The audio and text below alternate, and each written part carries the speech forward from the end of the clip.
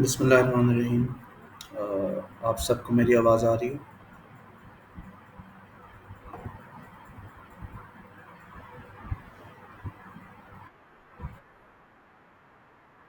Okay.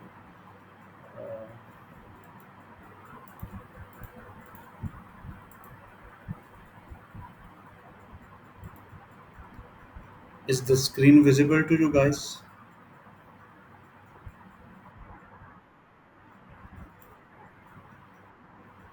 Okay.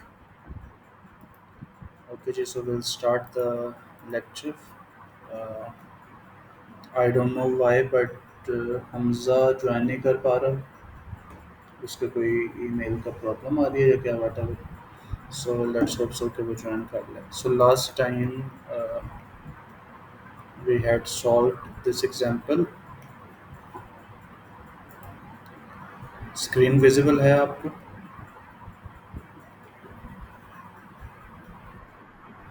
Okay. So last time we had solve this example, हमने detail से बात की थी। और एक पॉइंट जिसको मैं दोबारा बताना चाहूँगा, because this whole chapter is related to this two things. So we are normally either calculating the required head for the piping system. Okay, so we have a pipe, or for example in this pipe the head required is for this pipe. Okay. And obviously इससे आगे भी कुछ ना कुछ pipe होगा, piping system है, सो इसके लिए हेड रिक्वायर्ड है। But the net positive suction head is calculated available net positive section head available is calculated for the pump. So head required हम calculate करते हैं for this pipe system, and for the pump we calculate the available net positive section head. Okay. So next, again this is a part of that जो आपको मैंने बता दिया था। Positive displacement pump is a very minor topic discussed in this chapter. So if you are interested to read about it, it is discussed in like 2 or 3 pages of our course book. You can follow and study this topic from there. Okay. So then we discussed dynamic pumps. Okay, so now dynamic pump means we are talking about the centrifugal pump. Okay, so centrifugal pump के बारे में we had an introduction. Now we will go into some. Okay, please आप में से अगर कोई हमजा की help कर सकता है ज्वाइन करने में या कुछ, तो उसको गाइड कर दें, बिकॉज उसके मैसेजेस आ रहे हैं मेरे पास। Okay. Ji. Okay okay okay okay okay. Okay, so this is a schematic diagram of a centrifugal pump. Um, there are actually various type of centrifugal pumps as well. So we shall discuss it in the next slide. But before that, let's discuss some terminologies. So first is impeller or rotor. You have heard about this name. हमारे centrifugal pump में all the rotating parts, including this shaft, जो जो mechanical energy transfer कर रही है to the fluid, this along with the hub is this whole unit. Okay, so this hub, then the impeller blades, these blades, and the impeller shroud, this is the impeller shroud. ये जितने भी rotating parts हैं इनको combinedly we call it an impeller or rotor. Okay, so this is a terminology. Okay, so how does centrifugal pump works? So fluid enters from here. We call it the eye of the pump. So fluid enters here, into the screen. Okay, so the fluid entering like into the screen इस तरह से तो हम इसके this is the side view, this is the frontal view. Okay, so the fluid enters and the rotor is moving, rotating. So due to the centrifugal force, because there is nothing here which can stop the fluid from moving outside, so fluid will G.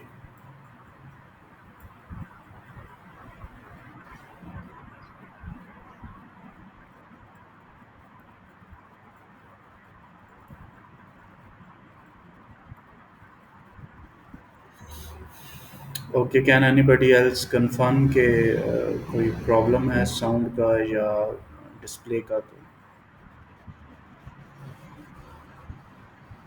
Okay Huzaifa, you can rejoin the class.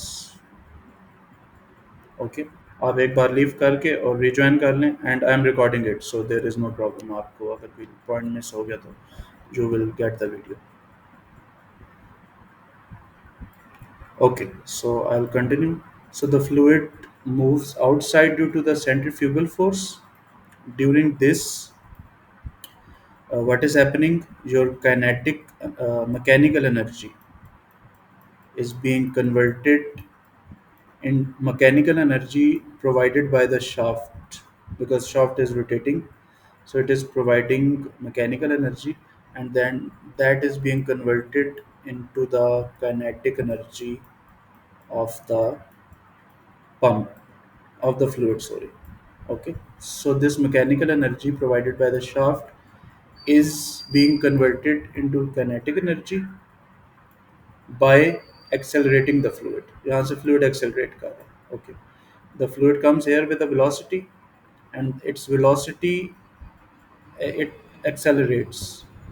Okay, अब ये जो kinetic energy, ये जो increase हो रही है, how it is appearing, ये आपके fluid की velocity को प्लस उसके प्रेशर दोनों को इंक्रीज कर रही है.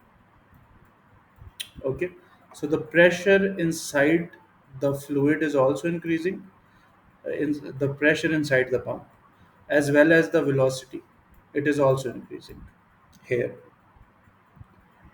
उसके बाद क्या होता है? So ultimately, the purpose of pump is to increase the pressure, right? We have already discussed this. So pump का pressure increase हो गया, पंप ने फ्लूइड का प्रेशर इंक्रीज कर दिया. नाउ व्हाट हैपेंस कि ये फ्लूइड आकर स्ट्राइक करता है इस स्क्रॉल को. ओके, सो इस स्क्रॉल को जब वो स्ट्राइक करता है, so it gives a sudden stop to the fluid. Fluid suddenly stop हो जाता है, राइट, डिसेलरेट होता है. Now this deceleration in fluid again increases the pressure. ये जो फ्लूइड डिसेलरेट हो रहा है, इसकी वजह से भी your pressure is increasing. Okay. So ultimately, what happens? Okay, at the end of the day, the mechanical energy is converted into kinetic energy of the fluid. This kinetic energy, which is added into the fluid, appears in the form of a velocity rise, यानी कि velocity increase हो जाती है, and also a pressure rise. उसके बाद जब fluid strike करता है, डिसेलरेट होता है और स्ट्राइक करता है इस स्क्रॉल को. Okay, so this velocity decreases and it results in a sudden and more increase in pressure. So on average, if the inlet and outlet dias are same, so आपकी velocity, ultimately average velocity जो है, it remains same. So average velocity inside से outside तक same रहती है, but your pressure highly increases. Okay, so we get a high pressure fluid uh, after passing through the pump. Okay, so again, this is the same thing which I have explained. And if the flow is steady, and if the fluid is incompressible, and inlet outlet dias are same, so the average flow speed will be identical at inlet and outlet. Okay, so inlet यहाँ पर ये है और यहाँ पर inlet is here. So this is the side view, ये यहाँ लिखा हुआ है, and this is the frontal view. Okay, so thus it is not necessary the speed, because speed हमारा pump में speed is not a variable for us which we want to increase or decrease. That is not the purpose of a pump. That could be a purpose of a fan, right? But it is not a purpose of your pump. Huzaifa आपने rejoin कर लिया?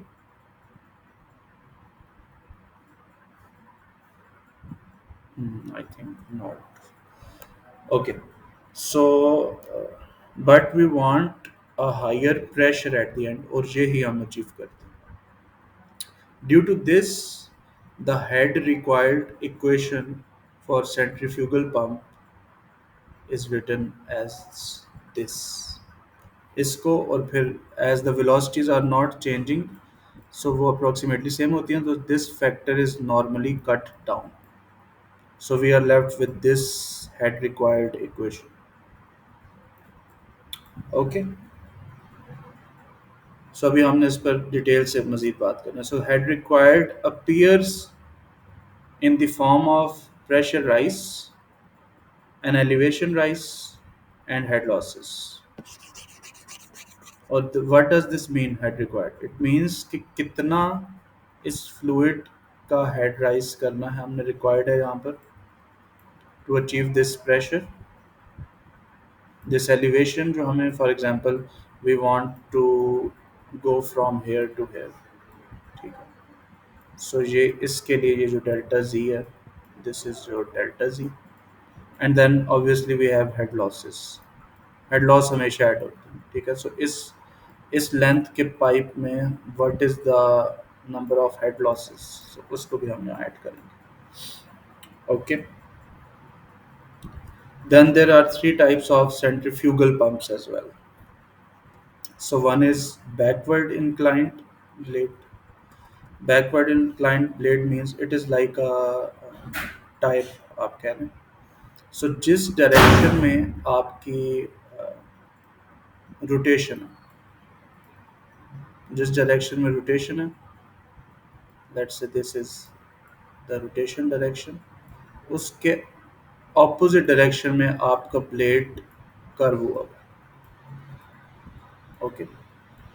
सो here this is the omega, यानी कि direction of rotation. उसके opposite direction में आपका blade tilt हुआ हुआ. This is called a backward inclined blade centrifugal pump. Then we have a radial blade centrifugal pump. इसमें there is no curve, simple straight, these are straight. Okay. And then we have forward inclined plates. इसमें जिस direction में आपका rotation है, उसी direction में आपका plate कर लूँगा. Okay. So I hope at this up till this point ये क्लियर है. एंड प्लीज़ टेल मी, आप लोगों को आवाज़ भी आ रही है, यानी कोई रिस्पॉन्स आपकी तरफ से नहीं आ रहा?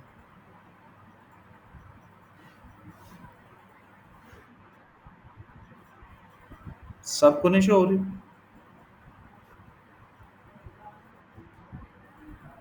और बाकी सब भी काइंडली बता दें मुझे. ओके. मेरे साथ है कौन कौन, ज़रा मुझे ये भी चेक करना है.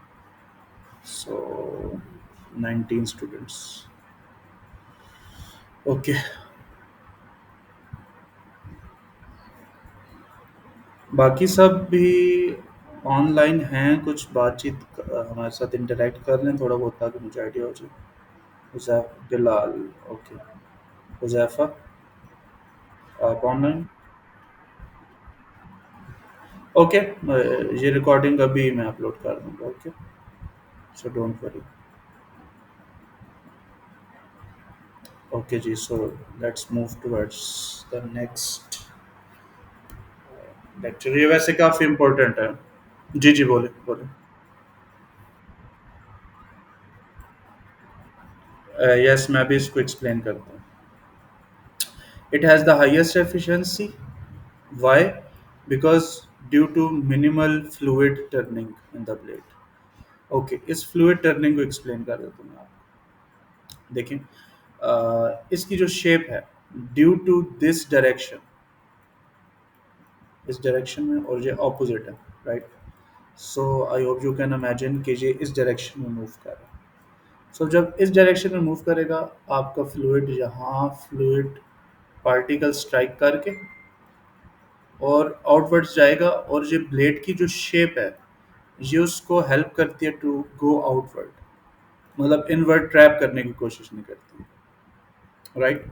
सो यहाँ से ऐसे मूव करते हैं। So it has the highest efficiency. Fluid turning इसमें मिनिमल होती है। Fluid does not go like this. Let's say ये दो प्लेट्स हैं, so इसके दरमियान फ्लूइड टर्न करके ऐसे बाहर टर्न नहीं होती। ओके, यहाँ से आता है सीधा बाहर चला जाता है। ओके, अच्छा, यहाँ क्या है, simplest geometry with straight plates produces highest pressure rise initially but drops after peak efficiency। जो आपका पीक एफिशिएंसी पॉइंट है ना, अगर आपको याद हो तो कुछ इस तरह की कर्व्स थी। सो उससे उस तक तो इसका हाईएस्ट प्रेशर राइज है, बट जैसे आप पीक एफिशिएंसी से थोड़ा सा भी आगे जाएं तो उसका प्रेशर ड्रॉप हो रहा जाता है। ओके, और फॉरवर्ड इंक्लाइन ब्लेड में pressure rise remains nearly constant over a wide range of flow rates. Okay, so ये जनरली लेस यूज होता है, but it is adaptive of varying performance requirements, generally lower maximum efficiency compared to other types। Okay, so इसकी minimum efficiency is minimum, it is mid somewhere in the middle, and this has the maximum efficiency। maximum के यहाँ मतलब ये नहीं कि 100%, simply means कि out of these the efficiency will be highest for this। Okay, okay, now we are coming towards the actual analysis of centrifugal pump. So we are now into the fluid mechanic analysis, right?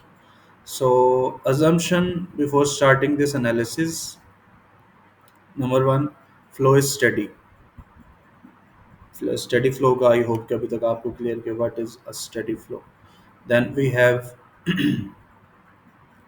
an incompressible flow। So यहाँ पर हम जो भी fluid use कर रहे हैं उसकी delta density is zero। Okay, there is no change in density while the fluid moves from here to here। So this means कि what type of fluid we are using।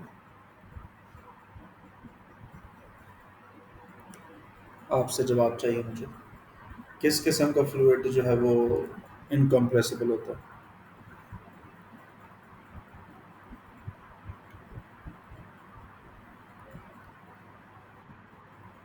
Water या in general liquid।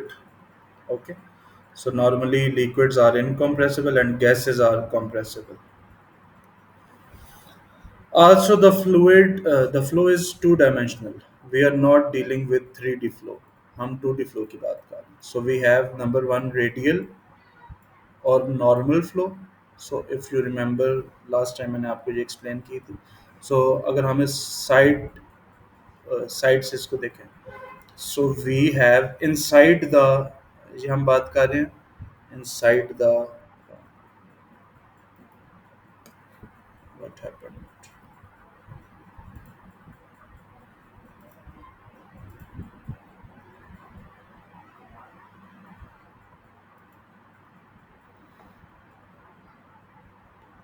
Okay, so let's continue the lecture। Okay, so what does 2D flow means। So अगर मैं in general बात करूँ, so there are three directions of flow inside the pump, inside the rotor। Okay, so be sure कि हम, आपको ये पता होना चाहिए, we are talking about this region where the pressure rise will occur। So number one is the radial flow, your normal flow, which will be along this direction in the radius, in the radial direction। Okay, so this is the radial flow, हम इसको normal flow भी कहते हैं। Okay, because it is normal to the axis of rotation, this is your axis of rotation. Okay, then the second flow is tangential flow, circumferential or tangential. So अभी it is a side view, so अगर इसी का मैं front view बनाऊं, it will be like a circle, right? It will be like a circle. So these are the blades. I hope कि आप इसको visualize कर सकें. So the tangential flow is along the tangent, either in this direction or in this direction. इस case में because your flow, the direction of shaft direction is this one, so your, अगर मैं इसको थोड़ा सा visualize आपको कराऊँ, तो your tangential flow will be uh, outside the screen, from outside. So अगर मैं इसको ऐसे करूँ तो इस किस्म का होगा, ठीक है. So the flow is coming outwards from the screen. Okay. So this is the second. So tangential आपका, this is the tangential flow. Here it would be like this. Third is axial flow. Axial flow means inside this area जहाँ पर आपका pressurise हो रहा है, there could also be a chance कि instead of either going in this direction, यानी कि radial, or in this direction, maybe your flow moves, enters here like this, और फिर ऐसे move करे and then यहाँ जाए. Okay, so ऐसे ऐसे, but we will not consider this axial component because it will make our analysis very difficult. Number one. Number two, these components are usually very less. Axial velocity components are very less here and are not of any importance. Okay, so we will consider only, अभी आप इसके बाद देखेंगे, so we will consider only a radial, या जिसको हम कहेंगे n, and then uh, tangential components. So बार बार हम Vn Vt की बात कर रहे हैं. This means normal or radial velocity, and this means tangential or circumferential velocity. Okay. So there is no leakage between blade and casing. Okay. So blade से leakage होकर कोई casing में कोई flow नहीं जा रहा. This is a normally ऐसे होता है. Normally there is a tolerance, there is some space for the blades to move here. So उसकी वजह से there is some leakage, but for the time being हम इस leakage को consider नहीं करेंगे. Okay. Okay, so starting the analysis, the volumetric flow rate, as you all know, will remain essentially constant. So V1 is here. Okay, अब यहाँ पर 1 और 2 से मुराद ये पॉइंट, अगर इस ब्लेड को मैं आइसोलेट कर लूँ, सो 1 की जो भी हम बात करेंगे, दिस मीन्स कि हम इस पॉइंट की बात कर रहे हैं, इस पूरी सरफेस की, and 2 means this. Okay, so V1 is here normal and V2 is here. There is another picture related to this, will be next slide में आएगी, so we should share that as well and discuss it, and it would be more easily for you to visualize it. Okay, so at this point, as you all know, the volumetric flow rate entering here will be equal to the volumetric flow rate leaving this uh, control volume. Okay, so we can say that V1, so V dot means volumetric flow rate, meter cube per second. Okay, so V1 flowing inside is equal to V2 that is flowing outside. Okay, so we all know what is volumetric flow rate. Can anybody tell me? Volumetric flow rate का what is the formula for volumetric flow rate? एक simple continuity equation का क्या formula होता है? V dot या Q dot is equal to velocity times into area. Which area? In this case, it will be this circumferential area. Okay, so अगर इसको आप assume करें कि it is like a cylinder, ये यहाँ पर और ये इस तरह से। So let me just make it, so it is like, अगर हम इसे 2D में देख रहे हो, so this rotor will be like this, right. ये पूरा इस तरह का होगा। और अगर इससे मैं साइड से देखूं तो it will be like this.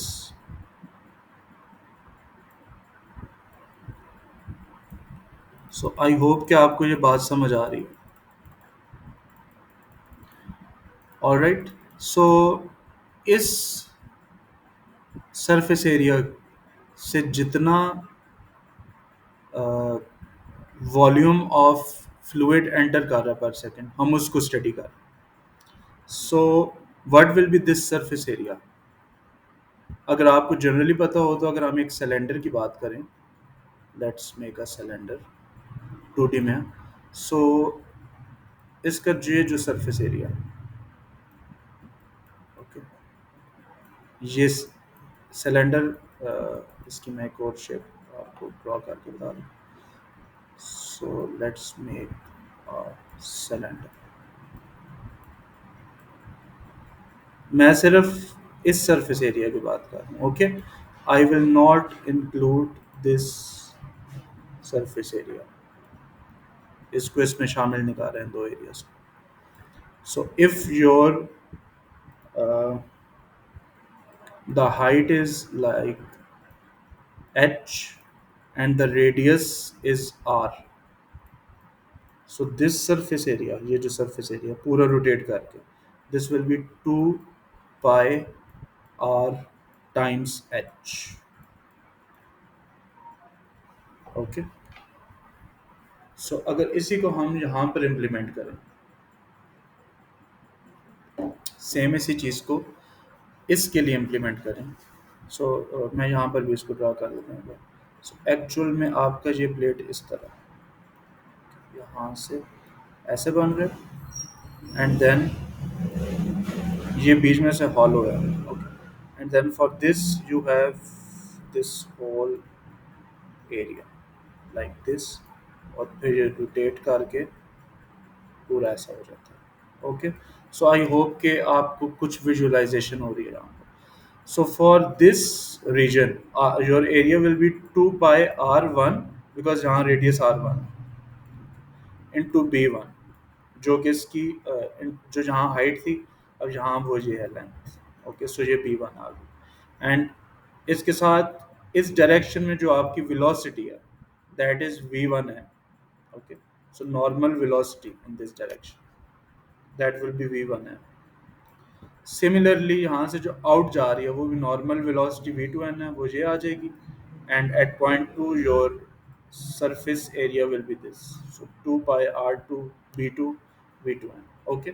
so 2 pi is constant, उसको हमने कैंसिल कर दिया, और ultimately v2, because normally we know v1, ये हम काम क्यों कर रहे हैं, because normally v1n is known, it has some value जो कि हमें पता होती है, and we want to find out v2n, so it is a simple relation, yeah। So in other words जो रेडियस और विड्थ या ब्रेड्थ का प्रोडक्ट है इस पॉइंट का और इस पॉइंट का, उनके दरमियान रेशो लेकर आप उसे v1 से मल्टीप्लाई कर दें, n से, v1n से। प्लीज़ हम अभी नॉर्मल वेलोसिटी की बात करें, तो इसमें आपने कंफ्यूज नहीं होना, ओके। सो नॉर्मल और रेडियल वेलोसिटी इसकी बात करें, we are not talking about tangential component, alright. So I hope up till this point this is clear, okay. So again ये सारी डिस्कशन होगी, ओके। ये दो वेलोसिटी डायग्राम्स हैं और इसको अंडरस्टैंड करना इंतहाई ज़रूरी है, सो प्लीज़ पे अ लिटिल अटेंशन। और ये दोनों सेम डायग्राम्स हैं but just are from different books, यहाँ पर विजुअलाइजेशन थोड़ी अच्छी हुई है तो मैंने इसलिए इसको भी रखा, ओके। सो ये आपकी जो अभी हम बुक फॉलो कर रहे हैं, this diagram is from there, number 1, okay, so अभी जितनी हमने बात की है उसको मैं अगर ब्रेक डाउन करूँ इन टर्म्स ऑफ दीज, तो how will we understand it? Your fluid enters here, right? Fluid आपका एंटर हो, जो मैं जस्ट इसको ऐसे शो कर रहा हूँ, एक्चुअल में it is entering into the screen. Okay, बाहर स्क्रीन के बाहर से आया, enters into the screen and then moves in this direction. Alright, so इस पॉइंट पर you have a blade angle. This beta is blade angle. These betas are blade angles. Okay. So इसको हम कैसे blade angle को understand करेंगे? So for example if this is your blade, बल्कि हाँ आप देख लो, so we have a constant, एक पॉइंट ऑफ रेफरेंस है, उससे हम बीटा को ड्रॉ करते हैं। So this is the beta blade angle at point 1, at point of entry, and then we have some other blade angle here. Okay, so यहाँ पर it will be a different angle. All right, so these two are blade angles. Similarly यहाँ पर भी आपको this is beta 1 जो यहाँ बन रहा है, and then this is beta 2. In some case it could be same, beta 1 could be equal to beta 2, it could be different. Okay, so there are no uh, rules के इन दोनों ने same ही होना है या ये दोनों डिफरेंट ही होंगे। There can be a special case where these two are same, but normally ये दोनों डिफरेंट ही होते हैं। Then we also have another angle which is called flow angle, that is alpha. So beta आप B से याद रखें, these are blade angles, and alpha is flow angle. Okay,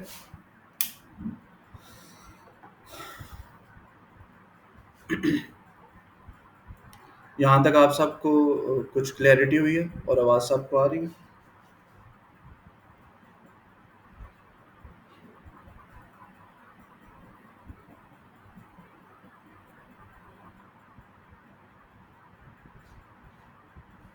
आप में से कोई भी रिस्पॉन्स नहीं दे रहा। Okay,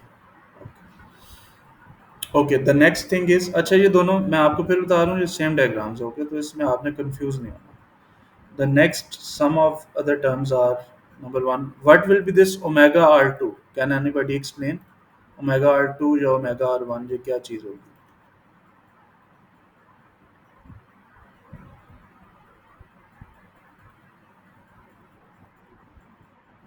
angular velocity?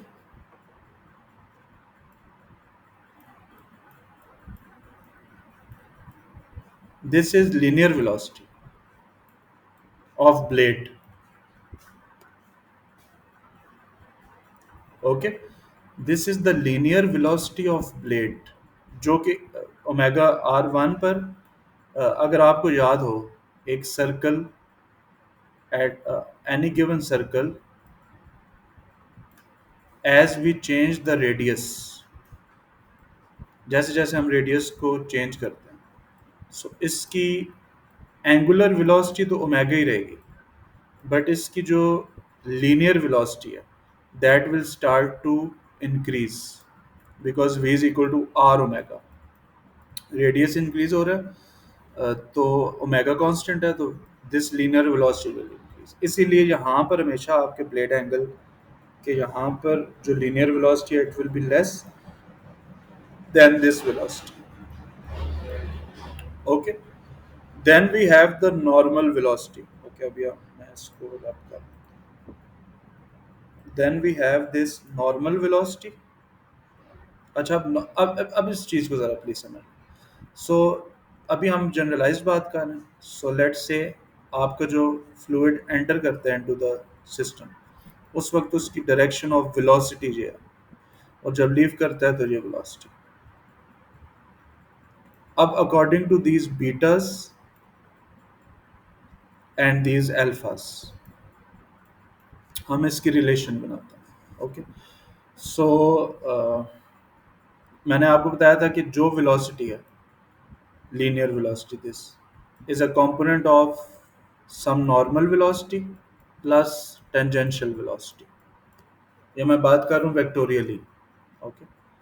सो वेक्टर्स अगर हम ऐड करें तो जो बनता है, सो here this is your normal velocity. Normal velocity की क्या डेफिनेशन थी, अगर किसी को याद हो? It is the velocity in the direction of the radius. तो रेडियस ये है, लेट से इस डायरेक्शन में आपकी ये नॉर्मल वेलोसिटी बनेगी। ओके। ये रेडियस की डायरेक्शन। सिमिलरली इस पॉइंट पर your normal velocity direction will be this, जबकि टेंजेंशियल वेलोसिटी कौन सी है? The velocity component of this velocity which is in the direction of tangent।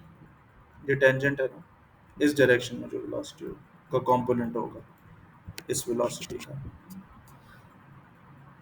Okay. So this will be your tangential velocity, right? तो अब मैं इसको एक बार फिर just for your understanding एक बार और मैं आपको एक्सप्लेन कर देता हूँ, so that we are understanding it easily. So let's say आपका ब्लेड ये है। दरअसल यहाँ पर बहुत कुछ है, सो let me add a blank slide here, because अगर ये पॉइंट अंडरस्टैंड नहीं किया हमने तो हम आगे प्रोसीड नहीं कर सकेंगे। सो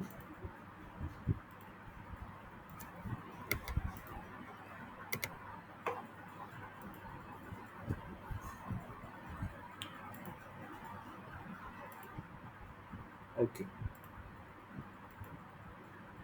सो let's say this is a blade, ठीक है? आपका फ्लो जिस डायरेक्शन में, अच्छा ये प्लेट की एक बाउंड्री बना देता हूँ मैं, ये प्लेट की आउट बाउंड्री, ठीक है? सो इस पॉइंट पर ये किसी सेंट्रल पॉइंट से यहाँ तक का रेडियस जो है दैट इज R1। एंड अभी भी नहीं हो रही? ओके, बाकी सब कुछ हो रही है?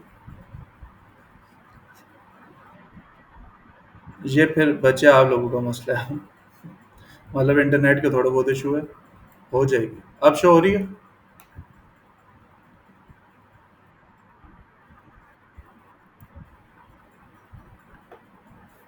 ओके, एक मिनट, अभी शो हो रही है?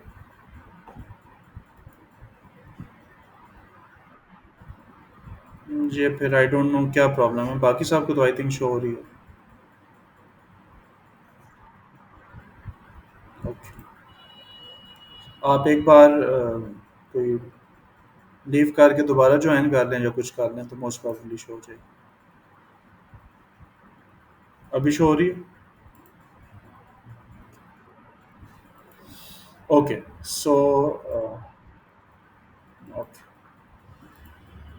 सो यहाँ से लेट से जो fluid enters in this direction, ठीक है? फ्लो आपका एंटर होता है ऐसे और लीव करता है जब, तो उसकी डायरेक्शन ये है।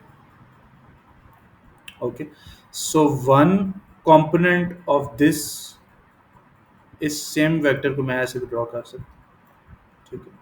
तो one component will be in the direction of this radius, जो कि यहाँ पर बनेगा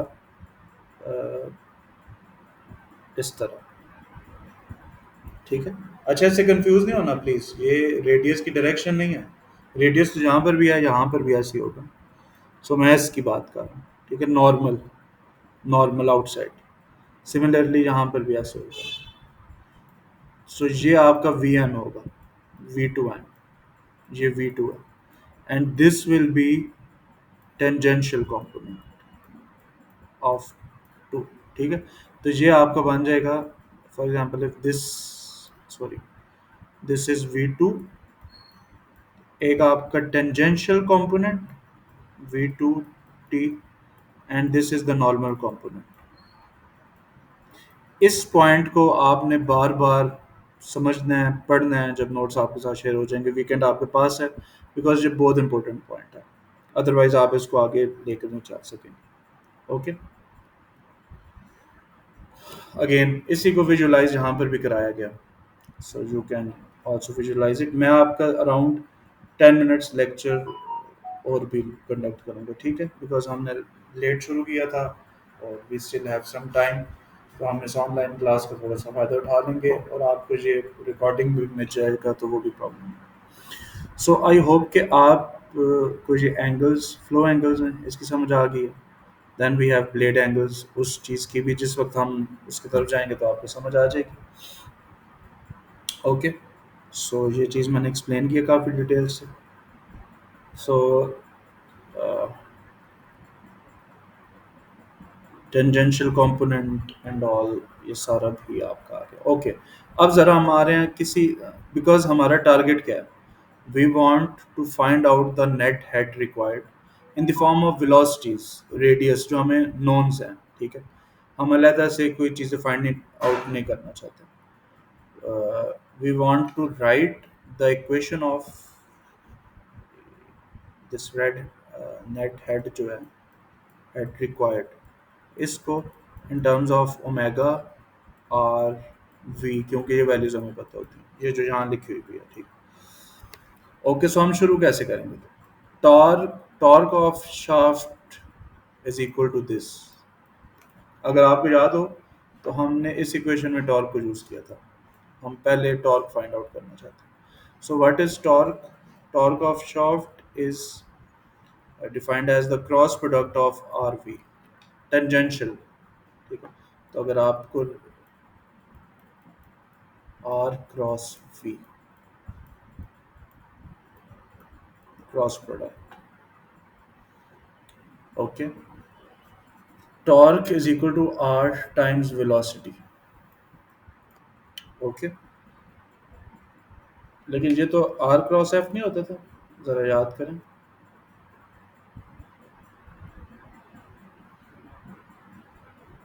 तो हम टॉर्क के लिए हम एंगुलर मोमेंटम की बात कर रहे हैं, ठीक है, और उसको इससे रिलेट कर रहे हैं, बिकॉज यहाँ आर क्रॉस एफ आएगा, F is equal to M V dot, okay.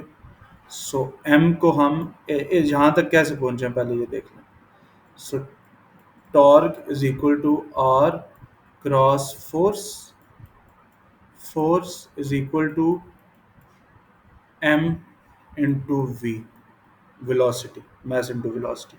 और ये कौन सी वेलोसिटी है? जो टेंजेंशियल, बिकॉज देखें टॉर्क इस डायरेक्शन में है ना, टेंजेंट की डायरेक्शन में, इसी की डायरेक्शन में जो फोर्स है वो उसी से हमारा लेना देना है, ठीक है। नॉर्मल फोर्स का कोई काम नहीं है यहाँ पे, सो दैट नॉर्मल फोर्स है नॉर्मल वेलोसिटी का, ठीक है। सो हम इसलिए यहाँ टेंजेंशियल की बात करें। अच्छा, इस मैथ को हम साइड पे कर लेते हैं, because mass is a constant, तो वो बाहर आ सकता है। इस, this will be R cross V T, और अब इस मैथ को हम क्या लिख सकते हैं? अच्छा, यहाँ पर हम बात करें एम डॉट की, okay. So we can write it as rho into V dot. Ultimately आपके पास ये इक्वेशन आ जाती है, एंड चेंज इन टॉर्क है हमारे पास, so that change in torque will be change in angular momentum, जिसको हम ये लिख सकते हैं, ओके। सो एंगुलर मोमेंटम कितना है यहाँ से यहाँ आने तक चेंज हुआ है, that is this value, okay. तो torque of shaft is equal to rho V dot, this is volume, volumetric flow rate density, into R two V two T minus R one V one T, okay. अब tangential component velocity को अगर हम in terms of flow angle लिखें, तो that will be, अगर आप यहाँ से भी इसको देखें, तो टेंजेंशियल कंपोनेंट आपका जो है वो साइन बनता है, बिकॉज ये है ना alpha, this is your flow angle, alpha इस तरह, ठीक है। सो फ्लो एंगल आपका हमेशा रेडियस के साथ बनता है, ओके। ये भी आपको पता होना चाहिए, ये जो रेडियस की लाइन है, इससे फ्लो कितना डाइवर्ट कर रहा है, this will define your flow angle, देख लें यहाँ से, ये जो रेडियस वाली लाइन है इससे कितना फ्लो डाइवर्ट कर रहा है। ओके, ब्लेड एंगल्स को भी हम इसी तरह देखते हैं। फॉर एग्जांपल जहाँ पर कोई ब्लेड ऐसे होता, तो हम देखते हैं कि यहाँ से वो कितना डाइवर्ट इसके इस डायरेक्शन, सॉरी ब्लेड एंगल इसके बिल्कुल परपेंडिकुलर डायरेक्शन के साथ देखा जाता है। ओके, सो ये ऐसे प्लेट्स होते हैं। अच्छा, we were talking about this. So आपका जो टेंजेंशियल कंपोनेंट है, it is V T tangent is equal to sine of alpha, V sine of alpha. So V two T will be v2 sin alpha 2 and v1 t will be v1 sin alpha 1। ये mathematics को understand करना ज़रूरी है, इसके रटे नहीं लगाने हैं, आपको बस पता होना चाहिए क्या, क्योंकि किसी भी किस्म की वो तो हमारे पास होगी नहीं डेरिवेशन, आप बस इसको अंडरस्टैंड कर लें। Okay, so we have got the value of torque of the shaft, ठीक है। देन हमने शुरू में कहा था कि there are no losses and all, so this means कि हम पंप एफिशिएंसी को 1 अज्यूम कर रहे हैं, 100%। तो pump efficiency is also equal to brake sorry water horsepower divided by brake horsepower या shaft horsepower, ठीक है। So here water horsepower is rho g h v dot h required, this is h required, ठीक है, net head required, and v2 is equal to v shaft is equal to this। Okay, अब जब आप इसको pump efficiency 1 assume करेंगे, तो आप यानी कि जहाँ 1 पुट करके इसे यहाँ लेकर जा सकते हैं, या इन अदर वर्ड्स इसको इक्वेट कर सकते हैं। ओके, एंड देन आप इसमें वैल्यूज पुट करके ये वाली और इसको कैंसिल कर देंगे, रो भी कैंसिल हो जाएगा, अल्टीमेटली आपके पास एच की इक्वेशन ये रह जाएगी। तो H is equal to 1/g into omega r2 v2t minus omega r1 v1t। Okay, so this will be left with the net head produced by the uh, pump। Okay, we are बल्कि एक example solve कर लेते हैं, ठीक है। So it is a very simple example because this इससे related है, तो आपके टाइम पास टाइम होगा, आप घर में से सॉल्व कीजिएगा साथ साथ, अभी भी मैं आपको करवा देता हूँ, उसके बाद we are free. Okay, so a centrifugal pump has this omega। अच्छा, ये रेडियन पर सेकंड, ओमेगा आपकी रेडियन पर सेकंड में होती है, ठीक है। So if you are only given this RPM, RPM को आपने हमेशा ओमेगा में कन्वर्ट करना। कैसे करेंगे? 1750 जैसा कि ये केस है, multiply by 2 pi divided by 60। Okay, so this is the formula to convert it into, otherwise ये गिवन भी होगा आपको बिकॉज ये इसका पार्ट नहीं है फ्लूइड मैकेनिक्स का ये कन्वर्टेड। ओके, सो 183.3 रेडियन पर सेकंड ओमेगा आप कीजिए। ओके, एयर, अभी हम बात कर रहे हैं एयर की। Air enters the impeller normal to the blades. अच्छा, अब यहाँ स्पेसिफिक केस में आपकी जो एयर एंटर कर रही है into the impeller, that is normal to the blade, यानी कि alpha 1 is 0। Okay, so for this case आपकी एयर बिल्कुल जो एंटर कर रही है ना, वो बिल्कुल रेडियल डायरेक्शन में कर रही है, so there is no V one T, tangent नहीं है यहाँ पे, नॉर्मल है। आप वैसे भी देखें तो वी टेंजेंट क्या होती है इस केस में, वी वन टी होती V one sine alpha one, ऐसा ही है। सो अल्फा वन जब जीरो है तो साइन अल्फा भी जीरो हो जाएगा अल्फा वन, और ये अल्टीमेटली सारा जीरो हो जाएगा। ओके, सो यहाँ सारी की सारी वेलोसिटी आपकी नॉर्मल वेलोसिटी है एंट्रेंस पे। Alright, so V one is equal to V one N, यहाँ अब आपको ये पता होना चाहिए, and exits an angle of 40 degree. अब फ्लो की जब बात हो रही है, नॉर्मली आपको ये नहीं गिवन होगा कि अल्फा वन क्या है, सो यू शुड नो कि the fluid enters at this angle का मतलब है कि ये फ्लूइड का एंगल है। Okay, and leaves at this angle means कि ये भी फ्लो के लीव करने का एंगल है। और अगर ये होता है कि blade angle is this at the entry and all, जो कि अभी आगे आएगा, ब्लेड एंगल्स की अभी हम बात नहीं कर रहे। सो जब यो के flow enters with this angle and flow leaves with this angle, तो इसका मतलब है कि हम फ्लो एंगल्स की बात कर रहे हैं, अल्फाज की बात कर रहे हैं, अल्फा वन और अल्फा टू की बात कर रहे हैं। Okay, so this case alpha two यानी कि ये वाला angle, this angle is 40 degrees, right. The inlet radius, यहाँ का रेडियस भी बता दिया गया है, आउटलेट रेडियस भी आपको बता दिया गया है सेंटीमीटर में, B1 and B2 is also known. Okay, so you know this B1, B1 जो है आप याद करें, ये वाला B1 एंड B2 यहाँ पर यानी कि एंट्री और लीविंग पॉइंट, तो B1 और B2। Okay, the volumetric flow rate is given to you, V dot आपको पता है 0.13 metre cube per second, for the idealised case that is 100% efficiency, calculate the net head required and the required brake horse power. अच्छा, ये net head हमने करना कैसे है, equivalent to millimetres of water column height, तो millimetre of water, उसमें net head हमने करना। सो वो हम देखते हैं कैसे, वो सिंपल, अभी लास्ट शुरू के न्यूमेरिकल में भी हमने ये काम किया था।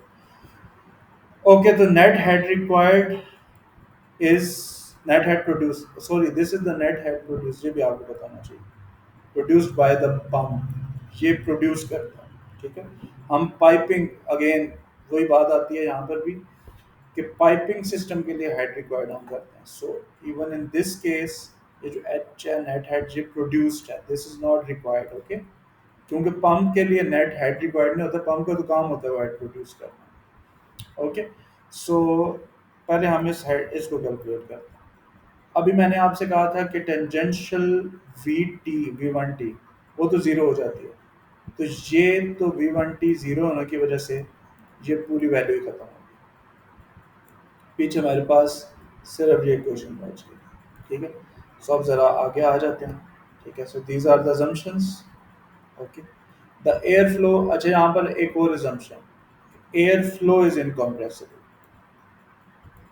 ओके, सो एयर की वेलोसिटी नॉर्मली इस केस में कम होती है, स्टिल हम इसको इनकम्प्रेसिबल अज्यूम कर सकते हैं। Okay, and the density of air is this 1.2 kg per meter cube। Okay, so पहला काम है हमारा, हमें पता चले कि व्हाट इज दिस V1N, ये कितनी है।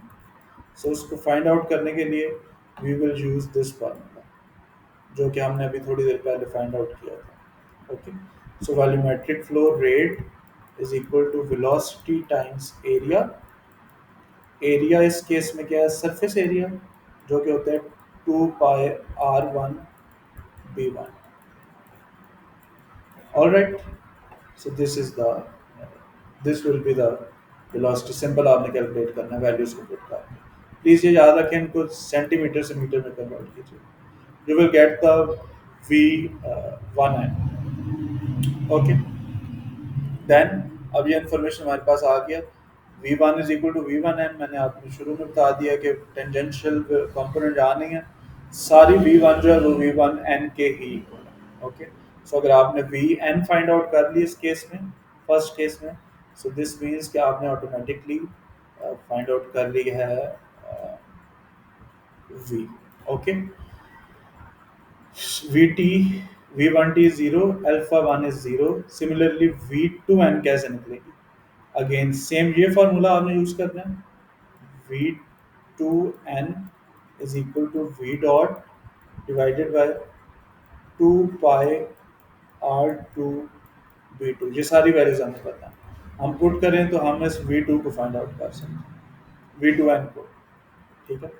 और V2T क्या हो जाएगी, अगर हमें नॉर्मल पता है, लेट्स से इसी इसी को हम देखते हैं, अगर आपको ये नॉर्मल पता चल चुकी है, ओके, और आपने टेंजेंशियल फाइंड आउट करनी है, और आपको अल्फा टू भी पता है, so simply you can say, ये एक जनरल मैथमेटिक्स का फार्मूला है कि tan is equal to, tan क्या होता है, tan alpha perpendicular over base. Okay, so इस केस में परपेंडिकुलर आपकी नॉर्मल है और बेस आपकी टेंजेंशियल है, टेंजेंट है, राइट या नहीं? मैं उल्टा कह गया, हेयर परपेंडिकुलर, बिकॉज ये अल्फा है ना, आपका फ्लो एंगल के सामने परपेंडिकुलर होता है, तो ये आपका टेंजेंट है और ये आपका नॉर्मल है, ठीक है। So your tan alpha two is equal to tan alpha two is equal to V two T divide by V two N. V two T आपने फाइंड आउट करना है, तो वी टू एन को नीचे से इसके साथ मल्टीप्लाई कर देंगे, आपको एंगल्स पता है, वेलोसिटी पता है, you will get the tangential. ये जो है ना, ये वाला स्टेप, ये आपको बड़ा क्लियर होना चाहिए, इसमें आप कंफ्यूज हो सकते हैं, इसलिए इसकी एक बार आपने हैंड रिटन प्रैक्टिस लाजमी करनी है। जब ये आ गया और ये मैंने आपको बता दिया था, now we know omega, we know g, ये सेम हमने जो कि थोड़ी देर पहले मैंने आपको बताया कि ये ख़त्म हो गया। Omega R two V two T हम फाइंड आउट कर चुके हैं, जी हमें पता है, so we can simply put those values, इसको ज़ीरो करके रेडियन पर सेकेंड ये वैल्यूज़ लगा कर, तो अल्टीमेटली आपके पास हेड आ गया 14.1 मीटर्स। लेकिन जी अब क्योंकि एयर की डेंसिटी हमने use, this is for air, okay, ये आपका आया एयर के लिए, बिकॉज हम ये सारी कैलकुलेशंस एयर के लिए कर रहे हैं, ओके। अब हमने इसको कन्वर्ट करना है वाटर के लिए, तो this is metre of air, लेकिन आपको क्योंकि इक्वेशन में गिवन है कि मिलीमीटर ऑफ वाटर में कन्वर्ट करें, उसके लिए हम क्या करेंगे, ये फार्मूला यूज़ करेंगे। मैंने आपको लास्ट टाइम भी बताया था कि rho of water into H of water is equal to rho of, मतलब rho of water, rho of one fluid into H of one fluid is equal to rho of other fluid, जो कि इस case में air है, into H of other fluid, okay. इसमें put करके आप रो of water 998 use कर लें, नॉर्मल केस है हमारा, ये पुट करके, तो इसमें आपके पास आएगा आंसर जो भी, उसको अब हमने मिलीमीटर में भी कन्वर्ट करना है, तो आई एम अज्यूमिंग कि इसमें आपका जो आंसर आएगा ना, इसको सॉल्व करके, दैट इज 0.0017।